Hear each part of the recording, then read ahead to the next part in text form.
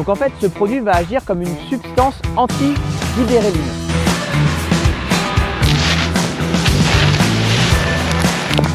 Oh le bordel! Et aujourd'hui, Gilbert a mis à disposition une partie de sa parcelle pour planter des tulipes. C'était là. Ouais, bah regarde. Oh la vache, viens voir à droite.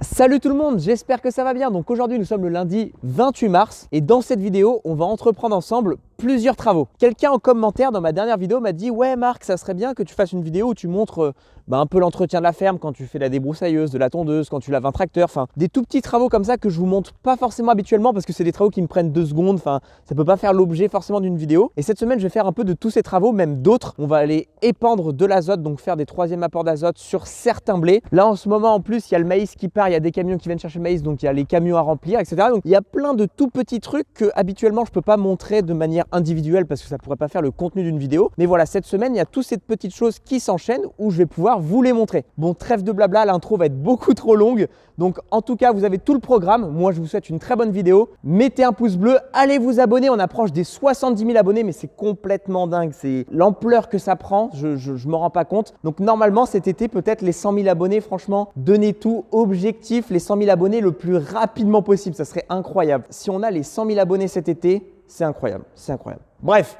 je vous souhaite une bonne vidéo. Bon, comme je vous l'ai dit, il y a les camions de maïs qui partent. Il y en a déjà un qui est parti ce matin. Il en reste 2 à partir de demain, donc je vais vous filmer ça. Moi, en attendant, ce matin, je voulais faire un peu de débroussailleuse, tondeuse, etc. Tronçonneuse, sauf que bon, il y a quand même de l'entretien à faire sur les machines parce qu'elles sont pas trop fonctionnelles. Donc je me suis dit, c'est le moment de le faire. Donc en fait, simplement, j'ai voulu commencer à débroussailler, sauf que la durée d'aspiration d'essence était percée. Donc bon, va falloir la changer. En même temps, on va changer le plongeur. Ça change tous les 2 ans. Changer la bougie aussi parce que ça déconne pas mal. Ensuite, ici, la chaîne de la tronçonneuse est morte, rincée, donc on va aussi en profiter pour en acheter une. Moi j'en profite pour tout démonter et tout nettoyer. Donc voilà ce qu'on va faire aujourd'hui, on va faire débroussailleuse, tondeuse, etc. J'ai un peu le temps de faire ça, enfin là on est dans une période où on fait beaucoup de pulvées, mine de rien. La nuit, le soir, tôt le matin, ce qui fait qu'on bosse beaucoup en dehors des horaires habituels. Donc la journée, quand c'est comme ça, on y va mollo quoi. Il fait encore bon aujourd'hui, mais cette semaine, le temps devrait être exécrable. Ils annoncent de la pluie, du froid, entre 0 et 8 degrés. La semaine dernière, on a eu un temps, mais de folie, de folie. Il faisait chaud en t-shirt, j'ai bronzé de fou. Par contre là, la météo va nous rappeler qu'on est seulement au mois de mars, les amis. Seulement. Il y a mon oncle Bertrand, il est gêné parce qu'il est en train d'arriver, il voit que je suis en train de me filmer. C'est un oncle qui vient de Marseille, mais qu'est-ce qu'il vient faire ici ? On met les gants. Là, j'ai du produit nettoyant et on va tout nettoyer correctement, les amis. Bon, tout est propre, il n'y a plus qu'à changer les pièces. J'attends mon père pour y aller parce qu'il voulait tout simplement y aller avec moi. Donc là, il est parti retirer une benne de fumier dans un haras. Donc vous me demandez souvent dans les vidéos d'où vient le fumier. Donc ça vient tout simplement des haras voisins. Il y a pas mal de haras dans ma région. Donc il y a échange paille fumier. Donc je vais l'attendre pour aller acheter tout ça. Hop. Et mon oncle aussi débroussaille. Mon oncle qui vient de Marseille, c'est un retraité prof de physique-chimie dans un lycée agricole. Et il vient de temps en temps comme ça, une semaine ou deux, en Normandie, donc dans la maison familiale, pour passer du temps. Et puis il s'occupe de faire pas mal d'entretiens, espaces verts et tout ça, dans la maison familiale.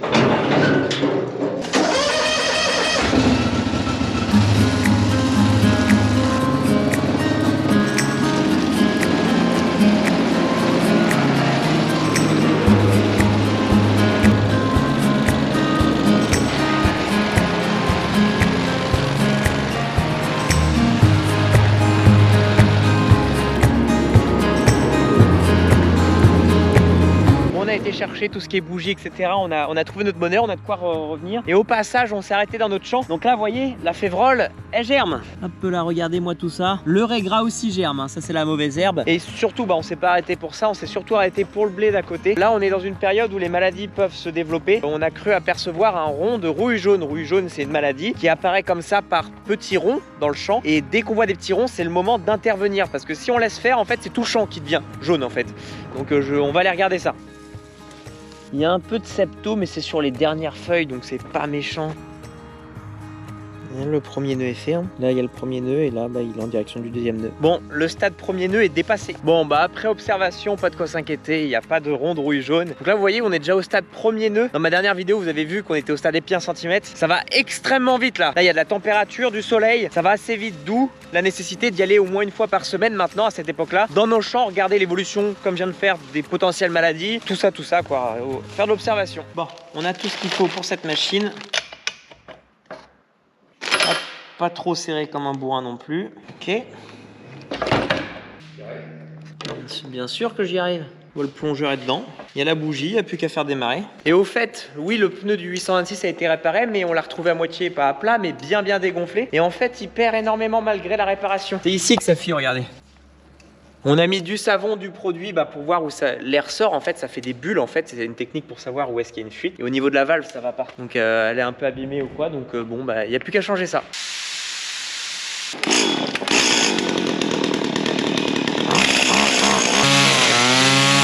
Ce matin, j'arrivais même pas à la faire démarrer. On a changé tout ça et ça redémarre. Bon, c'est parti. On va faire un petit peu de débroussailleuse. Lunettes, casque de chantier. Parce que sinon, il y en a, ils vont me dire ouais, tu te protèges pas bien et tout. Et vous avez raison, je me protège mal.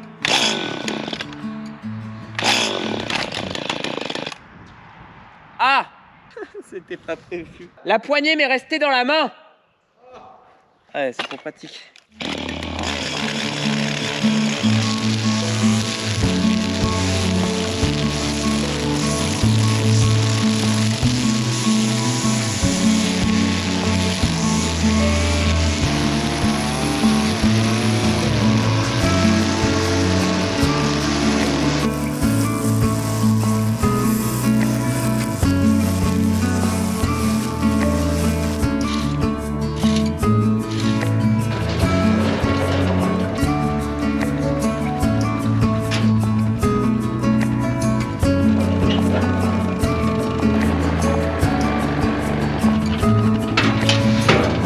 Et bah voilà. Bon, est-ce que c'est propre? Vous en pensez quoi? Je suis satisfait de mon boulot. Donc en fait il est déjà 18h.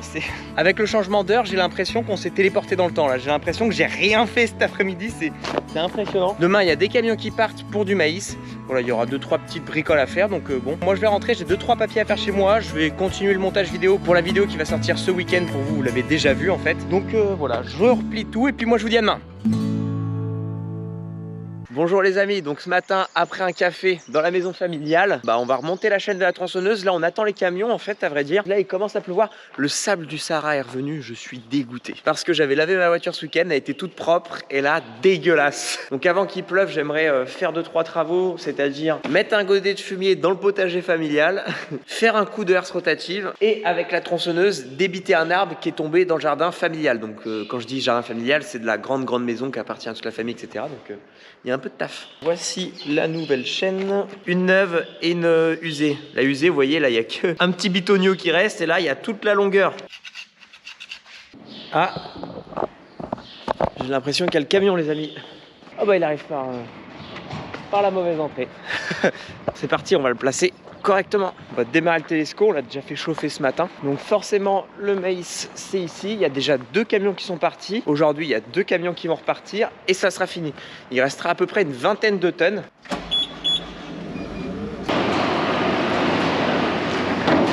Donc en tout un camion comme ça c'est 30 tonnes qu'on met dedans. C'est à peu près 16 godets, 16,5 quoi. On met entre 1 tonne 8 et 2 tonnes de marchandises dans notre godet.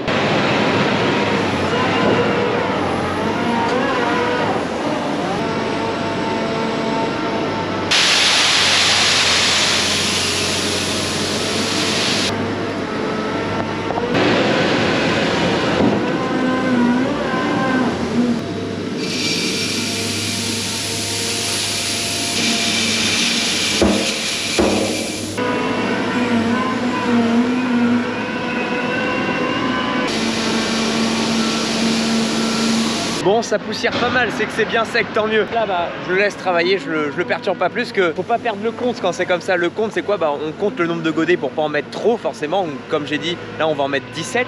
Et franchement, dans ce boulot, c'est ça qu'il y a de plus dur, c'est de pas perdre le compte. Moi, à chaque fois, je le perds. Franchement, je pourrais pas compter les cartes au blackjack, les amis.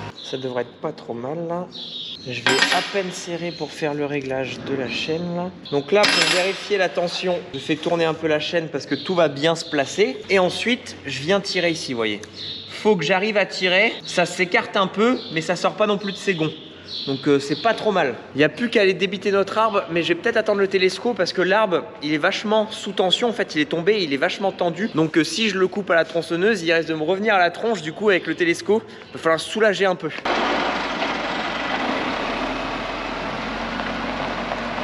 Et voilà, il en reste plus qu'un qui arrivera en fin de matinée. Moi en attendant, je rebalaye vite fait ce qui est tombé par terre entre deux, pour éviter que quand on va recharger le camion suivant, qu'on repiétine ce qui est par terre et que ça fasse de la farine tout simplement. Donc un petit coup de balai et c'est parti. Et vous avez vu le balai de compétition là? Est-ce que vous aussi vous faites ça? De prendre 2 têtes de balai et de les assembler ensemble pour faire un gros balai directos. C'est plutôt pratique. Le balai est assez lourd, mais c'est pratique. On finit très rapidement en t-shirt. Bon, par contre, faut qu'on change de godet. On va aller débiter l'arbre vite fait.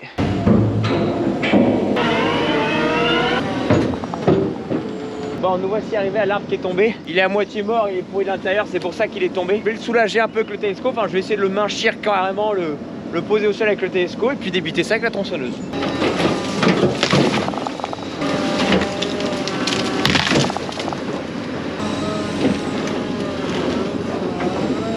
Tu commences à faire une entaille là, et puis après tu fais en dessous. Ouais. Alors, les protections, vous me l'avez beaucoup dit dans ma dernière vidéo où j'avais fait du bois au mois de Noël. Donc, un pantalon renforcé en maille. Bon, on n'a qu'un pantalon, on n'a pas le reste. Un peu trop grand. Le masque, ça, c'est pas des lunettes de ski. Il y en a plein, ils ont dit c'est des lunettes de ski. Non, c'est un vrai masque de protection. Les gants de David. Il n'y a plus qu'à démarrer avec la nouvelle chaîne.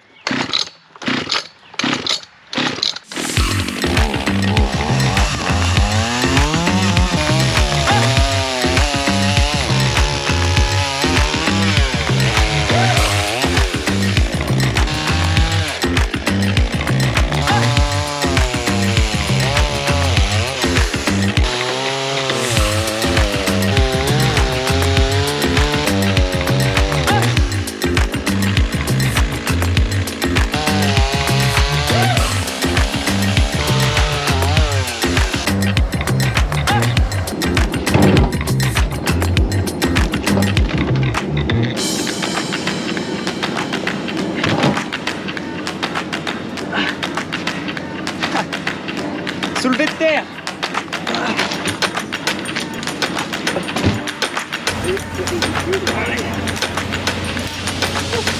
Bon, on a enlevé le plus gros. Il y a le deuxième camion de maïs qui va arriver, donc je libère le télescopique. Et le reste, je vais ramasser avec le quad, il reste que quelques petits bouts quoi.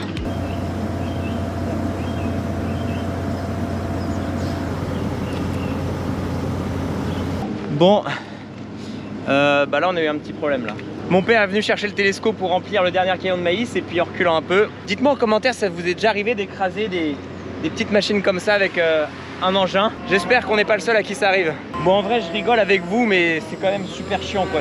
Je vais tout démonter, mettre ça en pièces et puis regarder qu'est-ce qui est gardable et pas gardable quoi. Non mais voilà, vaut mieux en rire qu'en pleurer. Voilà, je fais la petite blague, est-ce que ça vous arrive, tout ça, ça sert à rien. C'est fait, c'est fait. Pleurer n'y changera rien. On va essayer de réparer ça, mais c'est toujours chiant quoi. Ça fait chier. Ta journée commence bien et puis elle finit mal. C'est con, je remets une chaîne neuve, tout est bon, tout marche bien. Voilà, ça marche plus. À chaque fois qu'on fait du travail comme ça, on se dit attention, faut faire attention, on pose la machine. À chaque fois on y pense. Là, je pensais l'avoir mise à un endroit qui était stratégique parce que moi je le savais qu'elle était là parce que c'est moi qui l'ai posée. Mon père est arrivé pour prendre le télescopique, mais lui il n'avait pas l'information que la tronçonneuse était là, il n'a pas forcément fait attention. Et du coup en prenant le télescope, forcément il a roulé dessus. Donc voilà, d'où l'importance de poser vraiment les machines à un endroit vraiment stratégique où on est certain que personne pourra rouler dessus. Bon là, je vais essayer d'en démonter un maximum. Hein. I'm sorry. Bon, partie là où le bloc en fonte est cassé ici. Donc bon, ça a l'air d'être du bloc en entier. Donc bon, racheter tout un bloc parce que c'est le bloc avec réservoir, huile, essence, tout ça, fait chier quoi. Est-ce que ça se répare? J'en sais rien. Ça me paraît compliqué. C'est chiant que ce bloc soit cassé quoi. C'est chiant. Bon, j'ai bien avancé, j'ai plus qu'au niveau de la poignée retirer, mais je galère un peu. Voilà, le dernier camion vient à l'instant de partir. Donc un petit coup de balai, là je vais aider mon père à faire un coup de balai. Ah ouais, donc là il va nous rester une vingtaine de tonnes, vous voyez, même plus je pense. Hein. Facilement une grosse benne 3 essieux. Donc tout ce qui nous reste, là ça va être en vente directe. Donc voilà, on va vendre ça à des éleveurs voisins. Donc on le vend en entier, en concassé et en farine. Voilà, on a tout ce qu'il faut ici pour broyer correctement. Donc on avait calculé exprès qu'il nous reste ça. Donc pour avoir ce dont nos éleveurs voisins ont besoin jusqu'à la prochaine récolte quoi. De toute façon maintenant, Donc maintenant ça va rentrer qu'au mois de novembre. Et bon, ça va être compliqué parce que nous, notre cellule sécheuse, c'est bien gentil, là on a du maïs grain sec et tout ça. Mais notre cellule sécheuse, ça marche au gaz. Vous connaissez un peu le contexte géopolitique du moment, c'est un peu compliqué. Quand les cellules de gaz étaient vides au mois de décembre, on s'est dit, oh, c'est extrêmement cher, on va pas racheter tout de suite. Sauf que il y a une guerre qui arrive en Ukraine, la Russie fout le bordel, qui fait qu'on va pas en racheter tout de suite du gaz. Bon, de toute façon, je vais pas me plaindre, il y a bien plus malheureux que nous. Ce qui se passe en Ukraine, c'est vraiment triste, donc bon, c'est pas le moment de se plaindre quoi. Nous, si c'est juste un problème d'approvisionnement de gaz, c'est pas grave. Bon allez, je pousse tout ça, un coup de balai.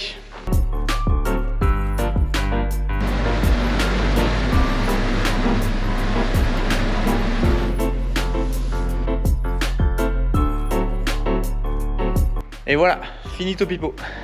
Bon là, tant que j'ai le télescope et qu'il pleut pas trop, je vais en profiter pour mettre un godet de fumier dans le jardin de potager de ma famille. Là, ils m'ont demandé ça. Comme ça, on met un godet de fumier. Comme j'avais fait l'année dernière, vous vous rappelez, j'avais fait un coup d'air rotatif dans le jardin de potager avec le 830. Donc là, en fait, on va faire la même opération.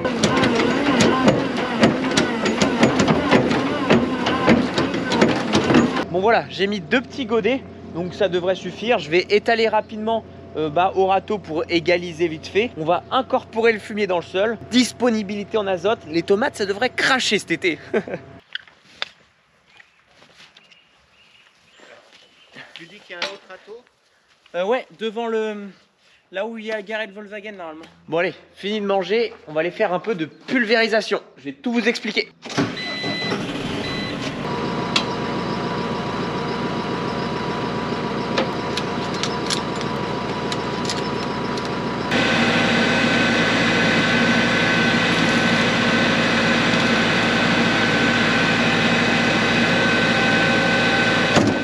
Bon Marc, qu'est-ce que tu es en train de nous faire avec ton pulvé? Donc ici nous sommes dans une parcelle de blé et on va faire un régulateur de croissance. Comment ça fonctionne? Pourquoi on fait ça? Donc là on va utiliser un produit avec une substance active qui s'appelle du chlorméca chlorure. Donc je vous parle de substance active tout simplement parce que il y a plein de produits avec des noms commerciaux qui existent qui ont cette matière active. Moi j'utilise, ça s'appelle le C5, donc voilà, peut-être que vous connaissez. Donc en fait ce produit va agir comme une substance anti-gibéréline. Donc la gibéréline c'est quoi? Tout simplement c'est une hormone de croissance qui va agir dans l'allongement entre les nœuds.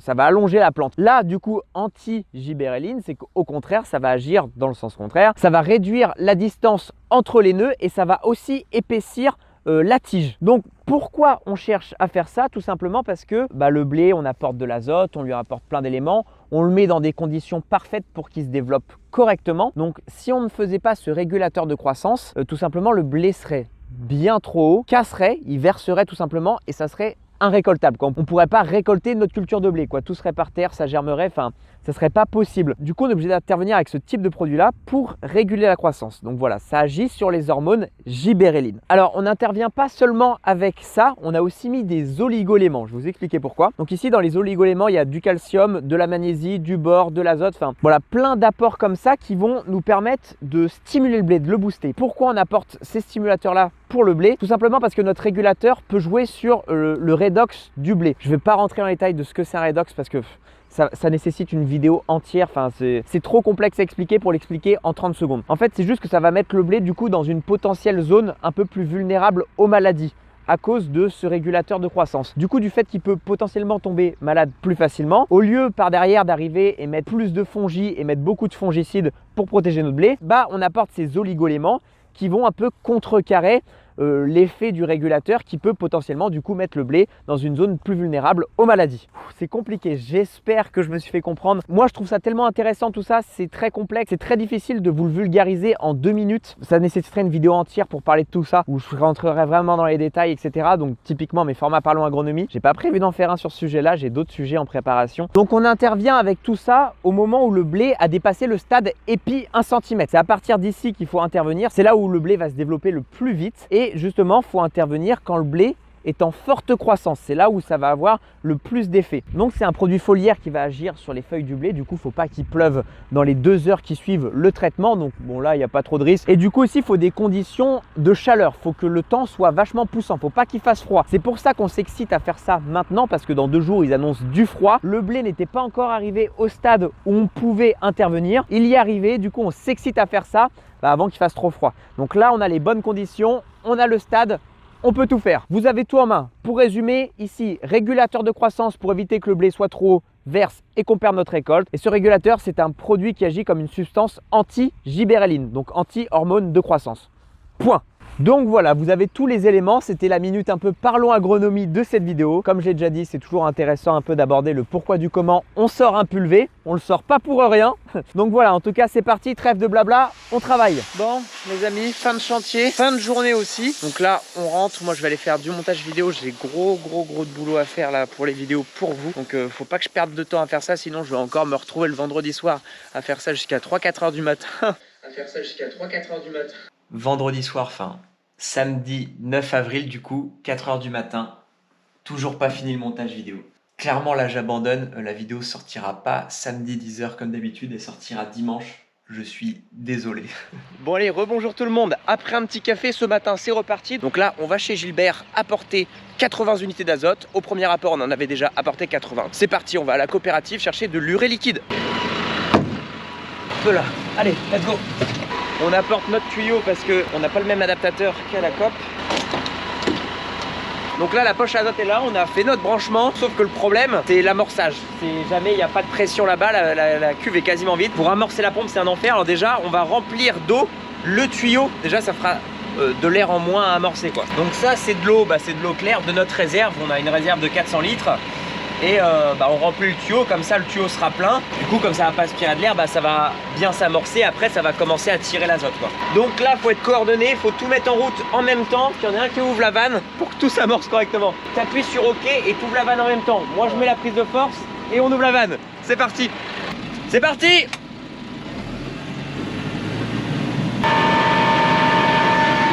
Vous voyez ça n'y va pas, ça va être difficile à amorcer. Ouais. Attends, ça y va. C'est bon, ça y va. C'est la première fois qu'on y arrive aussi rapidement. Là, quand on est 3 comme ça, on est bien coordonnés. Quand on ouvre tout en même temps et qu'on met tout en route en même temps, ça se fait bien. Ok.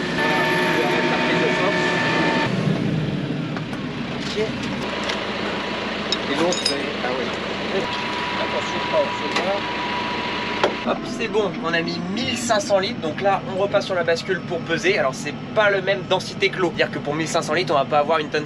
La densité de l'eau est de 1, mais la densité de l'azote est de 1,3. Donc voilà, on va avoir un peu plus lourd normalement. Donc là, oui, c'est de l'azote solution liquide uréique. Donc dedans il y a 25% de nitrate NO3-, 25% d'azote ammoniacal NH3 et 50% d'uréique CONH2. Donc là, on change les buses, on tourne, forcément c'est pas les mêmes buses. Là ça va être des buses qu'on appelle à filet, ça va pas être de la bruine, là ça va vraiment être des jets en fait, comme des jets d'eau quoi. On a 2 types de buses, 3 filets et 6 filets. Quand on n'a pas gros de litres à hectare à mettre, on met 3 filets parce que ça débite moins.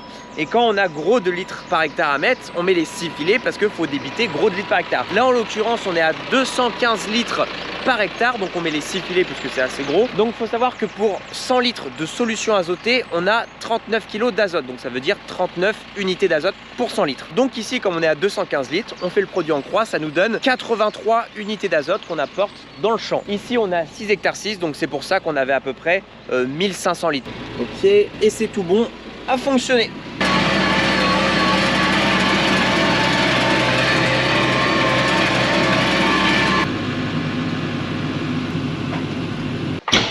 Bon, il est déjà 13h15, donc vous voyez là le temps, il pleut. Le temps parfait pour l'intervention qu'on vient de faire.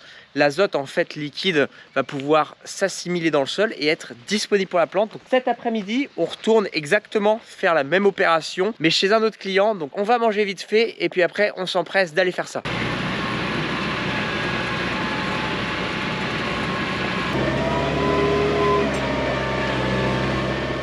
Bon les amis, nous voilà rentrés, il est déjà 19h, donc en fait on a passé notre journée à faire de l'apport d'azote. Demain on va aussi faire du 3e apport d'azote chez nous cette fois-ci, donc en solide avec l'épandeur de la coopérative. Donc moi je vous dis à demain. Rebonjour tout le monde, donc ce matin on décroche le pulvé, on prend le 430 et on va chercher l'épandeur à engrais à la coopérative. Par contre le gyro du pulvé est resté allumé toute la nuit. J'espère que le tracteur va démarrer et qu'on n'a pas vidé la batterie. Impeccable.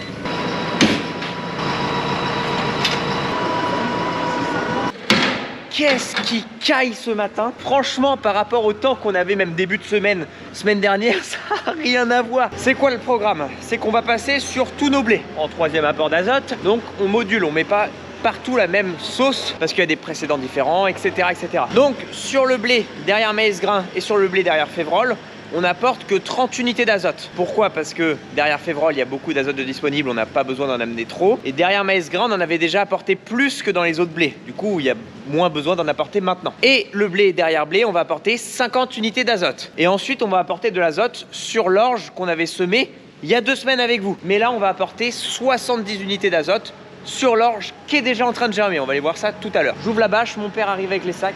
C'est parti.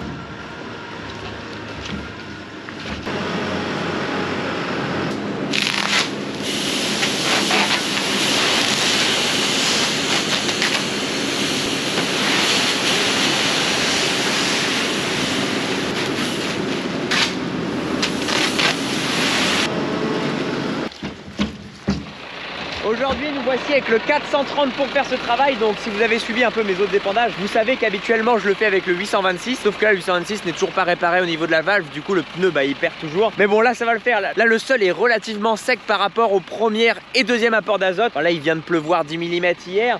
Mais c'est pas ça qui est fait qu'on va s'enfoncer, s'embourber. Ça va juste un peu gras sur le dessus.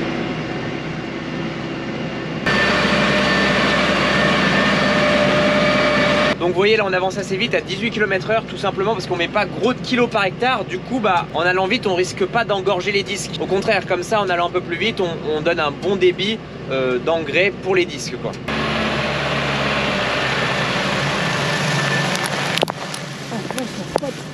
Oh le bordel!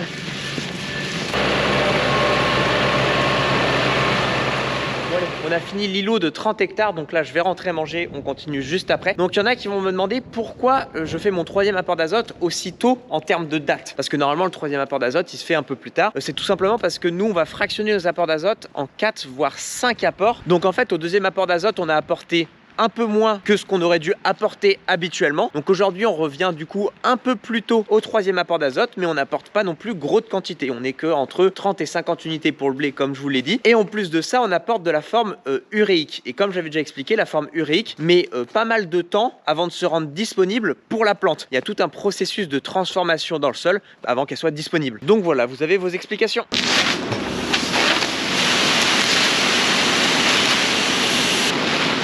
Voici dans l'orge, donc on a 2 parcelles de 5 hectares et demi. Et regardez, ça lève plus que bien. Bon voilà, terminé. Donc le tracteur est ourdé. Il va avoir droit à une douche là.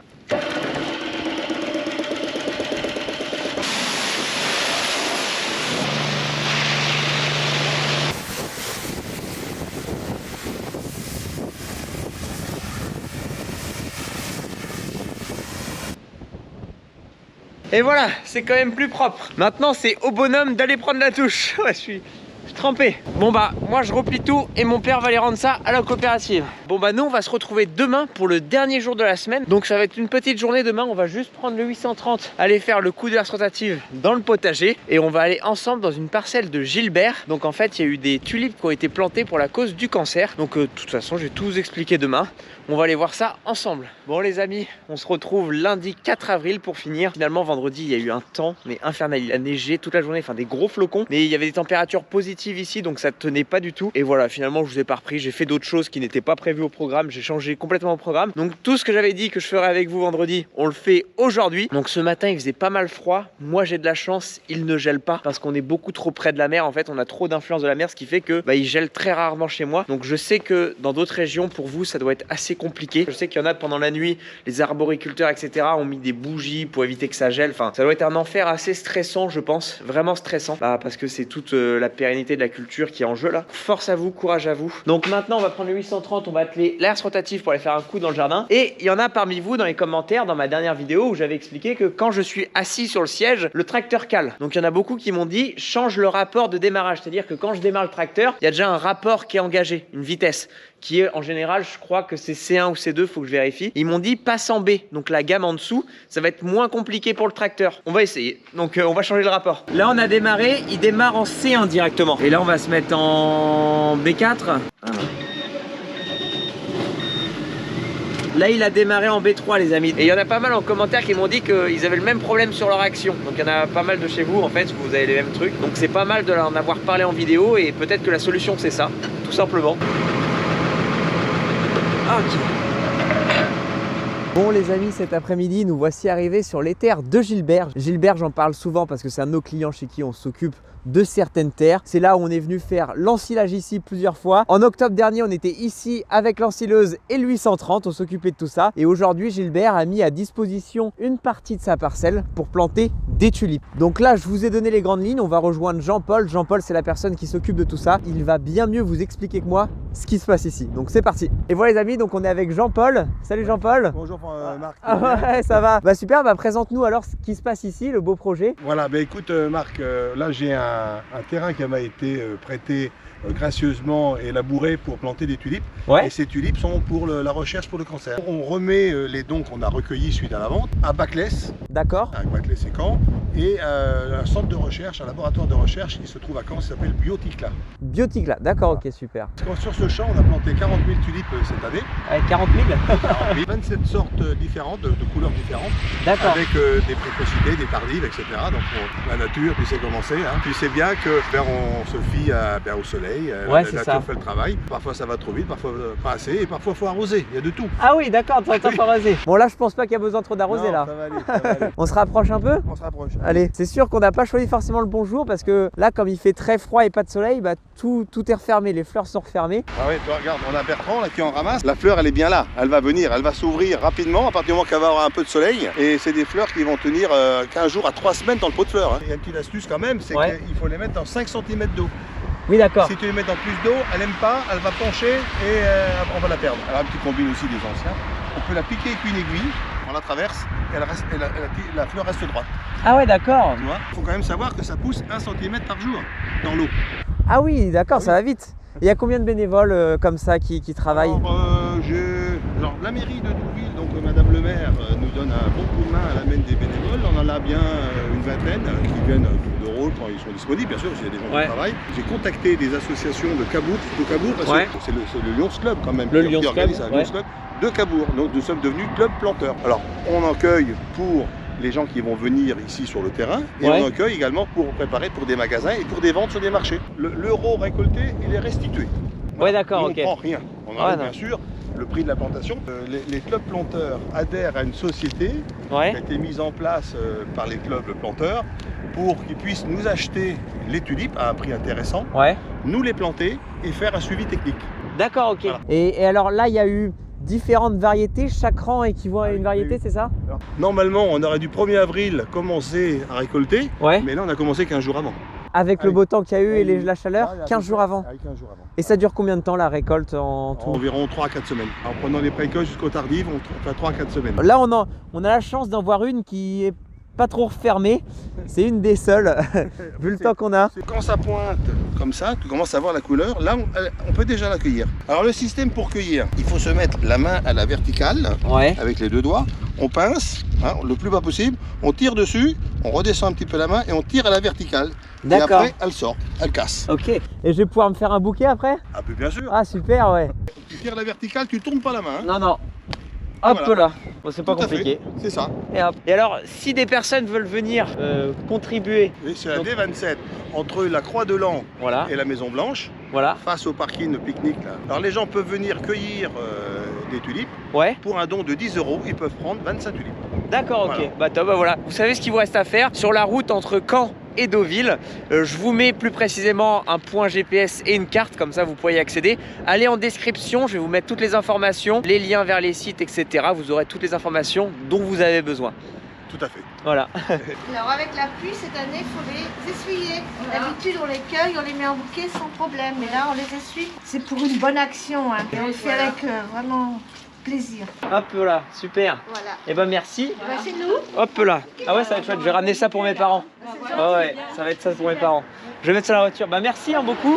À vous aussi, au revoir. Et bah top les amis, vous voyez, j'ai fait ma petite contribution. J'ai mon bouquet, je vais aller offrir ça à mes parents. Ça va faire une déco dans la maison. Et donc voilà, n'hésitez pas à venir. Comme j'ai dit, il y a toutes les informations. Soit on vous prépare le bouquet, ou si vous avez envie de venir avec votre famille, vos enfants ou quoi, vous pouvez venir cueillir avec eux. fabriquer votre propre bouquet. Voilà, ça fait une petite sortie, c'est sympa. Et c'est pour le cancer, donc encore mieux. Bon, bah de ce froid-là, on se rentre maintenant. Qu'est-ce que t'en penses, le chien? Il est beau le bouquet en tout cas. Qu'est-ce que t'en penses? Bon, après avoir déposé le bouquet à la maison et cet échange avec Jean-Paul, direction herse rotative et décompactage du potager. C'est parti! Ah, vous voyez, j'ai eu le réflexe de le démarrer debout comme un couillon.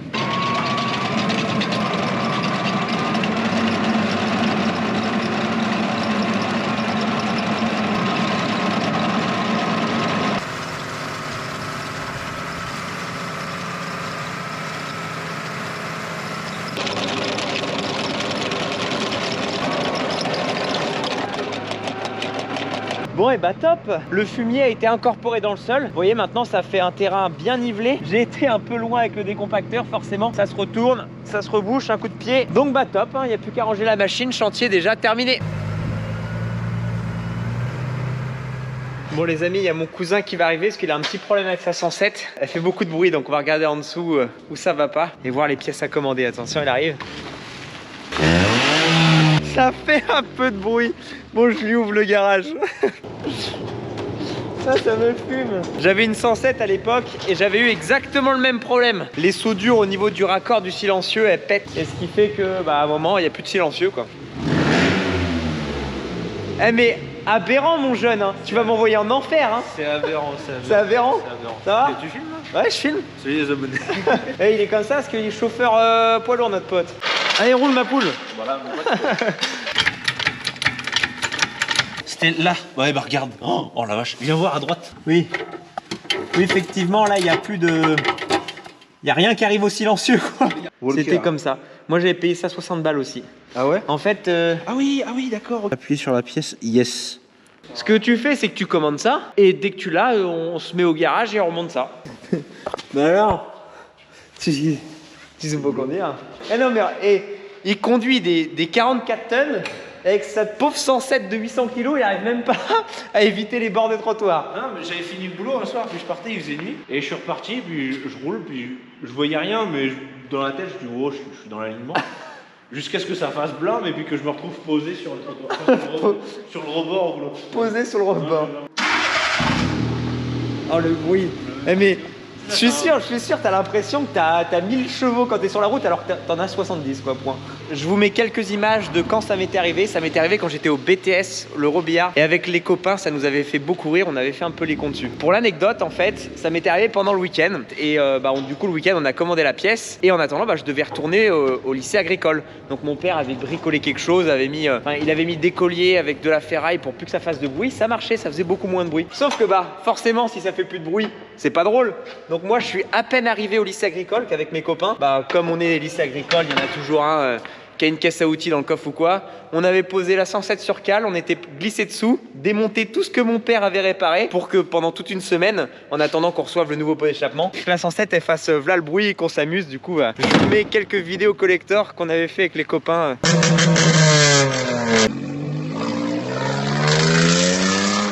On s'était bien marré, quoi. Bon, ça serait temps que ça soit là quand même la fin de la vidéo. Là, ça va faire une semaine que je suis en train de la tourner. J'ai montré tout ce que j'avais à vous montrer. J'espère que voilà, une vidéo sur un peu tous les travaux quotidiens, enfin les petits travaux quotidiens vous a plu. Je pense qu'au moment où sort cette vidéo, on a passé les 70 000 abonnés et je trouve ça extraordinaire. Enfin, merci à tous, quoi. C'est la vitesse à laquelle cette chaîne a fait son ascension est incroyable. Tout ça, c'est grâce à vous. Aujourd'hui, j'ai plein de projets, plein d'opportunités qui s'ouvrent à moi et que je vais vous partager sur cette chaîne. Donc surtout, n'hésitez pas à continuer de vous abonner pour voir tout ce qui va suivre. Donc un gros merci, bisous sur le cœur et je vous dis à dans une prochaine vidéo.